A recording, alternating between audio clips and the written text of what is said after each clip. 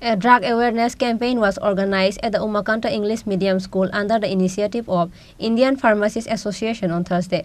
On this day, Umakanta school teacher Ramkrishna Bhattacharya and the members of Indian Pharmacist Association were present.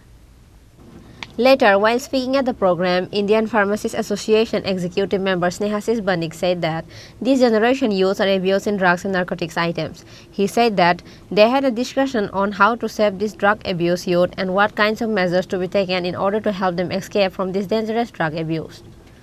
ভারতবর্ষকে যদি বিশ্বগুরু করতে হয় তাহলে যে সমস্যাগুলি থেকে আমাদের উত্তরণ করতে হবে সেই উত্তরণের সমস্যাগুলির মধ্যে একটা সবচেয়ে বড় বাধা হচ্ছে আমাদের এই নেশাসক্ত সমাজ।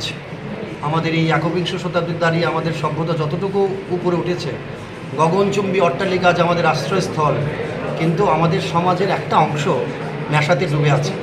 তো আজকে যারা আইপিএ যে উদ্যোগটা নিয়েছে সেটা অত্যন্ত ভালো উদ্যোগ এবং ভারতবর্ষের প্রতিটা কানায় কানায় সেই উদ্যোগ নেওয়া দরকার। কারণ যতদিন পর্যন্ত না আমরা আমাদের সমাজকে, আমাদের ছোট ছোট ছেলে মেয়েদের সচেতন করতে পারবো, ততদিন পর্যন্ত আমরা সেই সমস্যার উত্তরণ সম্ভব হবে না, নাহলে তারা অঙ্কুরেই বিনাশ হয়ে যাবে।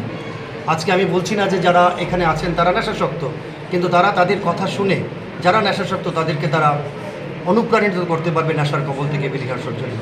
এই দিক থেকে আমরা মনে করি যে আমরা এই উদ্যোগটা তাদের অত্যন্ত ভালো উদ্যোগ এবং আমরাও খুব আনন্দিত এবং গর্বিত যে আমাদের উমাকান্ত একাডেমি ইংলিশ মিডিয়াম আমরা এই অনুষ্ঠানের যে সাক্ষী হয়ে থাকবো, আমরাও শুনবো তাদের থেকে মূল্যবান বক্তব্য।